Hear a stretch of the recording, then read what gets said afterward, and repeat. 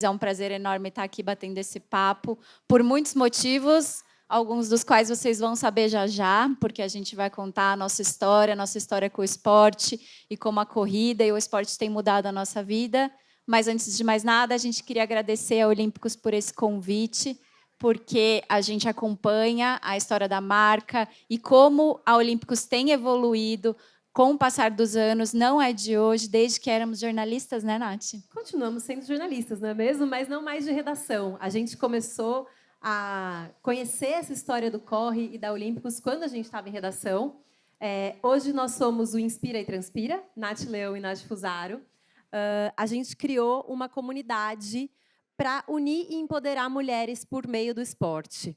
E por que a gente fez isso? Porque a gente sentia na pele que o esporte precisava ser democratizado, o esporte precisava ter mais mulheres por perto, mais mulheres vivenciando e experimentando o que o esporte pode fazer, livre de pressão estética, livre de barriga de tanquinho, de bumbum na nuca, de você tem que fazer isso para emagrecer. A gente sentia na pele, né, Fuzi, como o esporte ele era empoderador. Como quando uma mulher conquista algo no esporte, ela sente que consegue conquistar coisas em outras áreas da vida dela. A gente ganha mais autoestima, mais confiança, ganha coragem para pedir um aumento, se livrar de um relacionamento abusivo, editar a vida, né? Focar no que importa, no que faz as coisas valerem a pena. E a gente está nesse processo junto com o esporte há mais de 2 anos. A gente lançou essa comunidade. Estamos no Instagram, estamos no WhatsApp, a gente tem um grupo de mulheres, somos uma rede de apoio que conversa, que troca, que dialoga, troca experiências, troca confidências, truques, dicas, e a gente se ajuda. E eu acho super importante dizer também que o esporte te empodera independentemente do tamanho da sua conquista. Então, às vezes, correr 5 quilômetros, para uma pessoa pode ser começar a correr, para outra pode ser uma meia maratona, uma maratona. São os desafios pessoais. E quando a gente conquista aquilo que a gente se dispôs a fazer, a gente fala, poxa, eu sou capaz de coisas difíceis no esporte e talvez eu consiga levar isso para a vida também. Mas tem um detalhe que a gente sempre fala com a nossa comunidade, que não é tão simples quanto ir lá e fazer. As pessoas têm mania de dizer isso, né? É só ir lá e fazer, não dê desculpas. Isso não é bem verdade. A gente sabe que existem uma série de questões que afastam as mulheres, que são o nosso principal público do esporte. Então, infelizmente, ainda tem, sim, machismo no esporte. Infelizmente, a gente ainda gasta o dobro de tempo com tarefas domésticas do que os homens. E isso é menos tempo para a gente praticar o nosso esporte. Ainda tem muita gordofobia no esporte, ainda tem muito preconceito, tem muita coisa para a gente mudar. E acho que quanto mais gente tiver querendo contar essa história diferente a respeito do esporte, mais fácil vai ser a gente operar essa mudança. E tem uma coisa que as redes sociais e a internet fizeram por nós, não só nós, mas a sociedade toda, que é o quê? A gente se sente representado, né? Quando a gente vê alguém passando por uma situação e parecida com a nossa, a gente se sente inspirado. Pô, se ela pode, talvez eu também possa. E isso faz parte do que a gente fala também do democratizar, né? Democratizar a informação, democratizar o acesso. Quando a gente trabalhava em redação, a gente sentia que a gente passava a informação de um lugar muito impessoal, era assim, meio no Jornal Nacional. Olá, boa noite, aqui está o novo tênis. Ana. Tá, mas o que esse tênis faz por mim? Como ele me ajuda a correr melhor? Como ele me ajuda a ir mais rápido, a ir mais longe? Então, a gente quis também trazer essa humanização, né, do conteúdo, da informação. Então, hoje, no nosso trabalho, o que a gente faz? A gente vai, a gente testa, a gente apura as informações, entrevista as pessoas, os atletas, quem fez as coisas todas, a gente põe no pé, a gente vai lá, corre, testa, sua, transpira, faz bolha ou não, a gente passa perrengue, quebra, toma água, respira e continua. E aí a gente troca essas dicas preciosas com as outras pessoas. Então, acho que quando a gente fala de democratizar também a informação é isso, né? É humanizar, é sentir na pele. E isso a gente faz todos os dias. Verdade. Mas a gente veio aqui para falar sobre como a corrida pode impactar a saúde física e mental das pessoas. E a gente tem um jeito bem particular de falar sobre essas coisas, que é trazendo as nossas experiências e dessas mulheres que estão nessa nossa comunidade. Então, eu queria começar pedindo para você, sócia Nath Fusaro, Vou contar. contar para as pessoas como é que o esporte entrou para ficar na sua vida. Vou contar, e a Nath está falando isso porque, para mim, impactou na saúde física. Eu sempre pratiquei esporte desde criança, fui uma criança muito ativa em todos os tipos. Ginástica olímpica, jazz, natação, futebol, futsal, com tudo. Na faculdade, eu tive um problema de saúde, eu perdi um rim. E no processo de tirar esse rim, de fazer essa cirurgia para remover, eu achei que eu fosse morrer. Real, assim. Sabe quando a vida vem e você fala, meu Deus, será que é isso? Não estou vendo a luz no fim do túnel. E naquele momento, eu estava na sala de espera do anestesista, eu li uma revista que era sobre esporte e uma menina contando a história de como o triatlon tirou ela da depressão.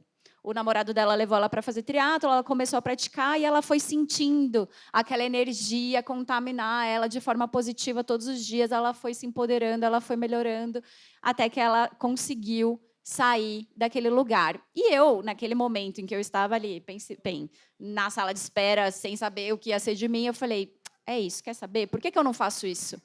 Por quê? A gente tem, às vezes, mania, né, de se colocar barreiras de graça, assim, do nada, sem nem se dar o acesso, nem se dar a permissão de sonhar.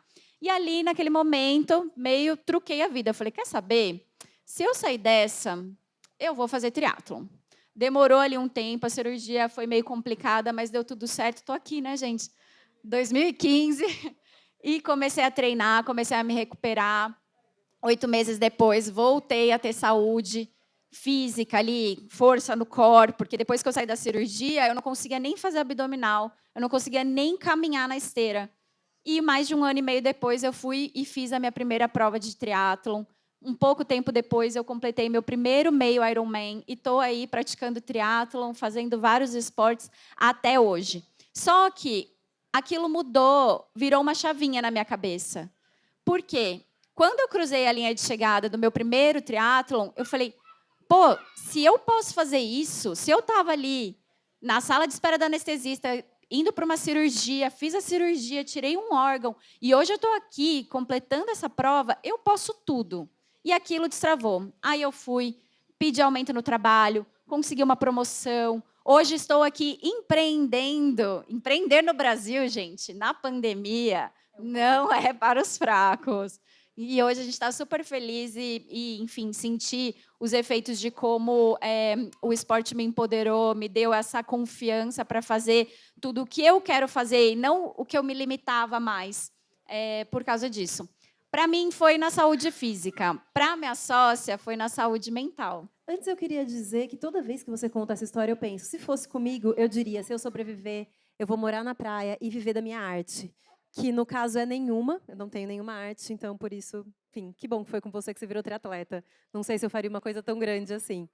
É engraçado que, na mesma época em que a Fuzi estava passando por isso, eu trabalhava numa redação do lado da dela, a gente era meio que vizinha de redação.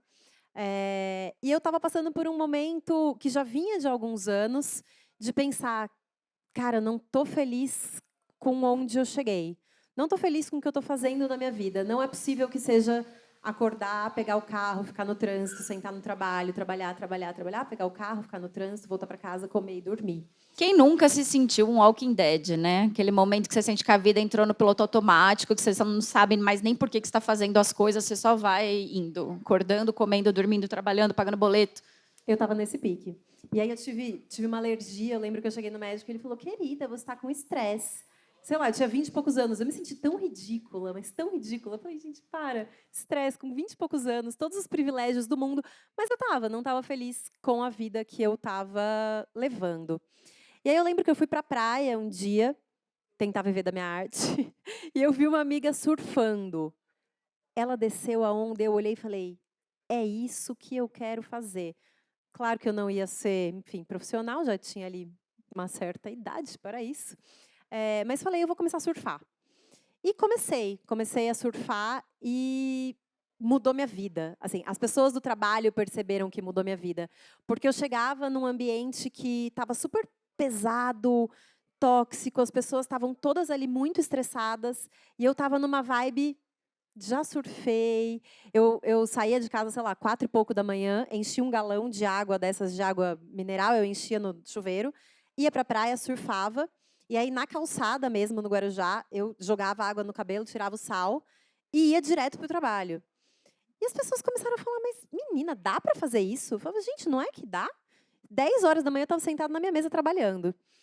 E isso começou a mudar outras coisas na minha vida. E eu comecei a pensar: "Poxa, será que se eu mudei isso, talvez dê para eu mudar outras coisas?" Então o esporte, primeiro, acho que ele me salvou de um lugar de tristeza mesmo, de insatisfação muito grande, e me fez pensar assim: "Poxa, talvez dê para eu fazer diferente em outras áreas." Comecei a jogar tênis, comecei a correr, a vida estava linda, maravilhosa, e aí veio a pandemia. Aí veio a pandemia. E Fecha a o quê? praia, não pode surfar.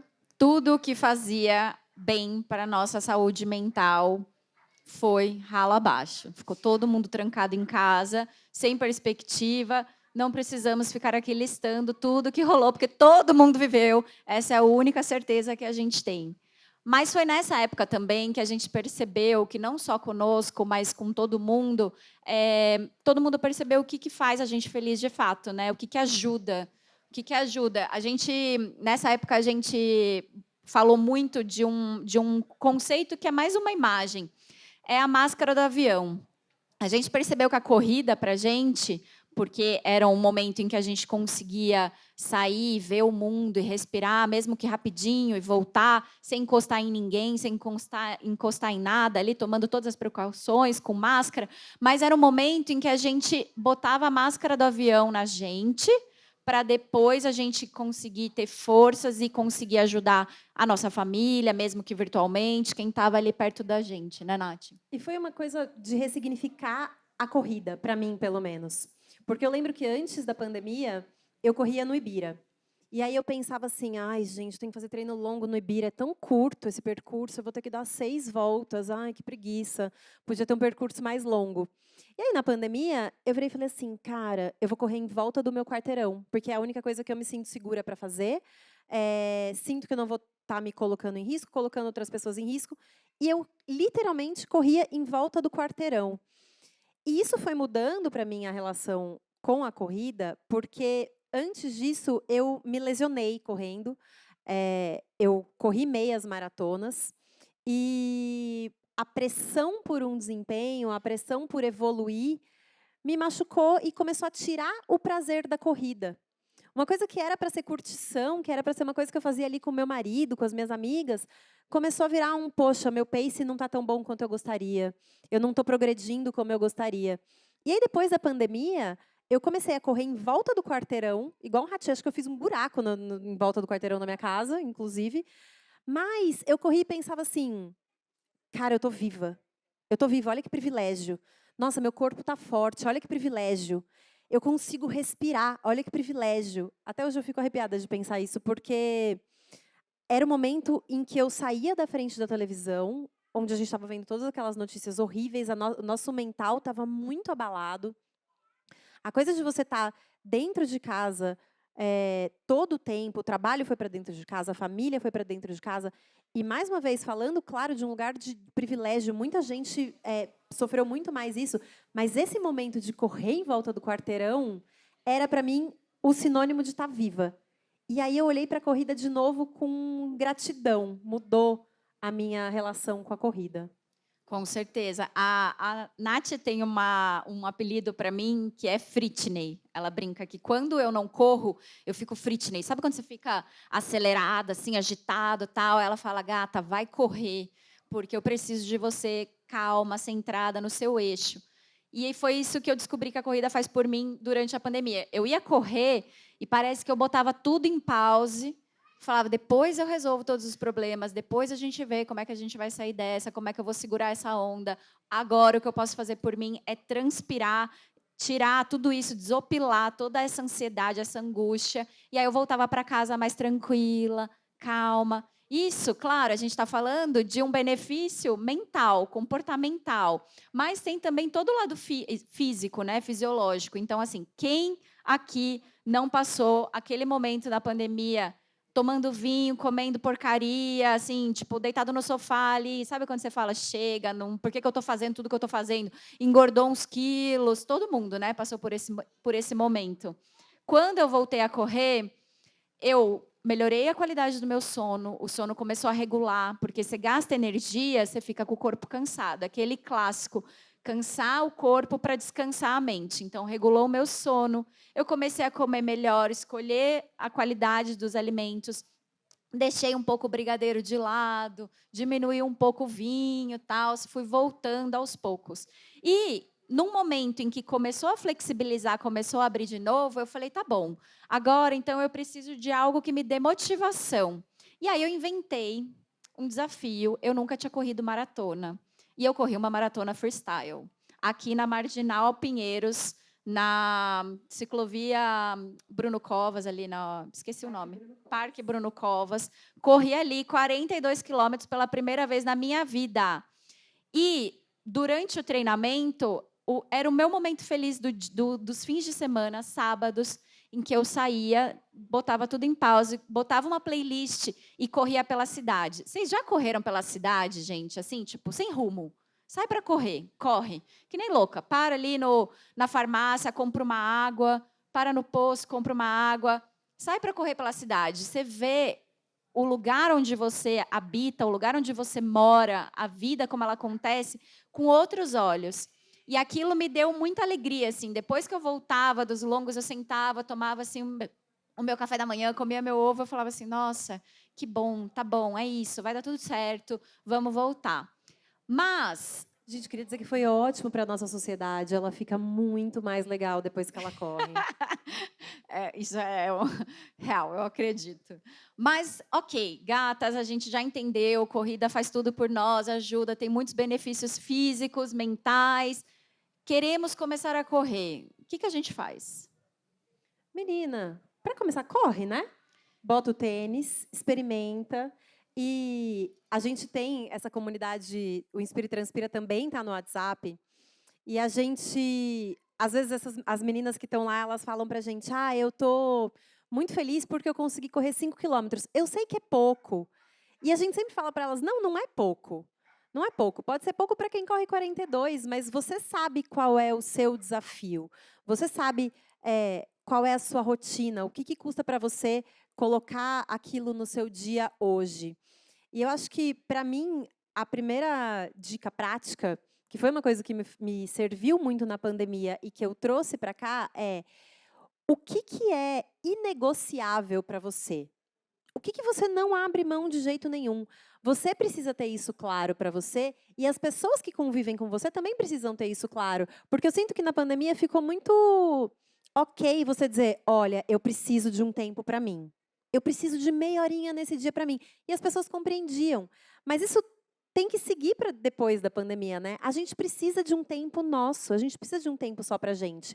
Para cuidar da saúde física, para cuidar da saúde mental. E a corrida é um espaço perfeito para isso, né? Porque você está ali no ritmo da sua respiração, no ritmo da passada. Então, começa. Fala para as pessoas que isso é inegociável para você e começa. Acho que é a minha primeira dica. Criar um espaço, né? Um espaço físico, um espaço na sua agenda para você ser a sua prioridade naquele momento e aos poucos você vai vendo como isso vai te ajudando. Para sair assim do zero também, pode ajudar a criar uma meta. Então, não precisa correr uma maratona. A gente sabe que no universo da corrida rola esse hype, né? Essa coisa tipo, putz, maratona. Realmente é muito legal, mas assim, não precisa. Ninguém obriga ninguém a nada. Mas cria uma meta, porque essa meta vai te ajudar a levantar da cama quando rolar uma preguiça, porque rola. Vai te ajudar a manter o foco, a seguir ali os treinos, a planilha, quando você estiver cansado e sem um estímulo. E a gente sabe que nem todo treino é gostoso, né? Eu brinco que corrida é que nem terapia. Tem sessão que dói, né? Tem sessão que você sai ali chorando, tal, mas sempre faz bem, sempre te ensina alguma coisa. Então, criar uma meta pode ser um jeito de ajudar a manter a motivação em dia. A segunda, que eu acho que é uma coisa que você fala muito bem, Nath, é de criar uma rede de apoio, chamar pessoas, ter companhia. Acho que ou você buscar uma rede de apoio ou ser você a rede de apoio para as outras pessoas também, né? Como eu estava dizendo, a gente troca muito no WhatsApp do Inspira e Transpira e às vezes as meninas trazem medos, inseguranças, que também é super natural, né? A gente tem um general interno, eu não sei, pelo menos eu tenho um general interno que costuma ser horrível comigo mesma. Ele é muito pior comigo do que eu sou, do que é com as outras pessoas, assim. Então, sempre, por exemplo, antes de eu ir para um treino longo, hoje eu me coloquei uma meta, que é correr de novo uma meia maratona, depois de 5 anos sem correr essa distância, 4 deles sem correr absolutamente nada. E ontem eu fui correr 16 quilômetros e eu chorei no fim do treino, real, assim, porque eu comecei esse treino com a síndrome da impostora fazendo aquele barulho lá dentro, falando, você não vai conseguir correr isso. Quem foi que te disse que você vai conseguir correr isso? E antes mesmo de eu acreditar que eu conseguiria, o meu grupo de apoio acreditou. Você falou, você vai conseguir fazer isso, você está preparada para fazer isso. As meninas do grupo falaram, amiga, você vai conseguir, vai lá, você vai conseguir. Então, na hora que eu acabei, acho que, além desse sentimento de superação, que é enorme, todas essas vozes me ajudaram a silenciar a minha voz crítica ali dentro. E isso é empoderador, né? Quando você percebe que você é capaz de fazer coisas que nem você acreditava, você é mais forte do que você pensava. Vale lembrar que o corpo é treinável, né? Isso é uma frase tão simples, mas a gente não pensa na complexidade do que ela significa. O corpo é treinável. Se eu sair agora para correr uma maratona, possivelmente eu não vou conseguir, mas daqui 3, 4 meses vai dar. Então, assim, não sai querendo correr 5 quilômetros agora, um passo na frente do outro. E quem vai te ajudar nesse processo? Profissionais, treinadores, educadores físicos, o cara da academia, o grupo de corrida, sempre tem algum corredor mais experiente. Quando a gente fala de criar uma rede de apoio, não é só amigos, chamar amigos para acompanhar numa corrida, ou uma pessoa que vai ali dar um bom dia, vamos correr pelo WhatsApp. É pessoas que são instruídas e que têm conhecimento para te ajudar nisso. E não precisa de dinheiro para isso, óbvio, tem um monte de assessoria paga, mas a gente sabe que hoje tem um monte de aplicativo de corrida. Aqui mesmo na Casa do Corre, vai ser possível treinar junto com um monte de grupos de corrida, experimentar, ver como funciona uma planilha. Então, buscar informação, buscar essa ajuda, sabe? Pedir, falar, ó, eu quero começar a correr, como é que eu posso fazer isso da melhor forma, sem me machucar e de um jeito sustentável? Sustentável, eu digo, a longo prazo, né? Que não seja uma coisa que daqui um mês a gente encoste e não faça mais nada. É verdade, isso é tão importante. Eu vejo, hoje eu tenho 36, quase 37 anos, e acho que é o momento em que eu estou me sentindo mais forte na corrida. E acho que isso também é uma dica, assim, a gente aprender a ouvir e respeitar o nosso corpo de verdade, porque o corpo, sim, ele dá sinais. Você tem a orientação profissional, mas você tem que virar para o profissional que está te ajudando e falar assim, olha, eu acho que isso aqui está um pouco demais para mim, ou eu sinto que consigo ir um pouco mais. E aí eu acho que entra também o lance do menos pace, mais posso. A gente ama essa frase. Não, Menos pace, mais posso. quanto mais a gente se comparar, quanto mais a gente tentar encaixar o ritmo no ritmo da amiga, fazer um treino parecido, ou então a própria autocobrança, né? Virar e falar, meu, estou dando pouco, eu preciso fazer mais. Meu, é o seu ritmo, é o seu momento, é a sua evolução. Não existe comparação, não existe corrida igual a do outro. A gente tem que se encontrar na corrida. Ela tem que ser uma coisa que funcione física e emocionalmente para você, né? Senão não faz sentido. Eu acho que pressão demais acaba com a diversão. E eu tenho para mim, pelo menos, que sim, a corrida ela pode ser super desafiadora, você pode quebrar recordes pessoais, você pode ser veloz, mas se você esquecer de se divertir no processo, de se divertir no caminho, acho que tende a não ser um esporte que vai te acompanhar pelo resto da vida, como todos os outros. E real, a gente se planejou para vir aqui e falar uma grande lista de possíveis problemas que todo mundo fala. Ah, falta de tempo, ou falta de energia, ou falta de dinheiro, falta de não sei o quê. Para tudo a gente tem uma resposta. É só a gente parar de se dar essas desculpas assim como um impeditivo para a gente começar a fazer alguma coisa. Mas a gente quer focar no que importa. E uma coisa que todo mundo sempre fala, mas é fato, o poder do hábito, né? Então, assim, quando a gente corre, é natural que não seja confortável, tá? A corrida não é confortável. A corrida é o quê? Historicamente, desde que somos seres humanos, quando a gente está correndo, a gente está mandando uma mensagem para o nosso cérebro que a gente está fugindo de alguma coisa. A gente está fugindo de um perigo, a gente está fugindo de um animal, a gente está se defendendo. Isso faz o quê? A nossa frequência aumentar, o nosso corpo começar a transpirar, a respiração, faltar ar. Então, é natural que toda vez que a gente comece a correr, não seja confortável, porque o nosso cérebro vai estar sempre querendo voltar para aquela zona de conforto. O que faz a gente sair desse lugar de tipo, nossa, está muito difícil aqui onde eu estou? O poder do hábito. A gente se conhecer, a gente entender que vai passar. Vai chegar uma hora que a sua frequência vai estabilizar e o exercício ele vai entrar no flow. Então, se você ainda não está nesse momento, se dê uma chance. O que a gente quer dizer com isso? O hábito demora 21 dias para ser assimilado, né? Seja qualquer hábito. Não estou falando só da corrida, tá? Meu hábito demora uns 42, mais ou menos. Ele é um pouco lento, é um pouco preguiçoso. Mas, no mínimo, ali, 21 dias, existem estudos que falam sobre isso. Existe, inclusive, um ótimo livro, para quem ainda não leu, chama exatamente isso, O Poder do Hábito. Fala que 21 dias demora para a gente assimilar uma coisa nova na nossa vida. Por exemplo, quando você escova o dente, você presta atenção que você está escovando o dente? Você fala, agora eu tenho que fazer assim, agora eu tenho que fazer assim, agora eu vou para cima, para baixo, não sei o quê. Não, por quê? O nosso cérebro já assimilou aquela ação. E ele faz o quê? Entra num modo econômico de energia para você não ter que gastar energia pensando naquilo que você tem que fazer 3, 5 vezes por dia.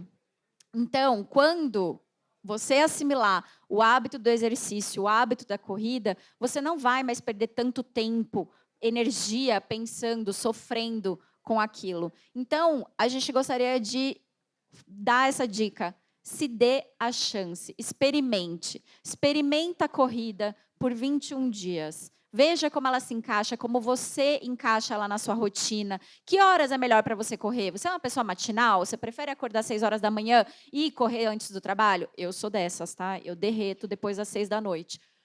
Ou você é uma pessoa, a Nath gosta de dormir até mais tarde. Se falar às 6 horas da manhã para ela, Me entregou, gente, no toque. o que tá tudo bem, não tem certo, não tem errado. Não gosto. Essa coisa de acordar às 5 horas da manhã não é para mim, não acho bom, não é gostoso, não consigo.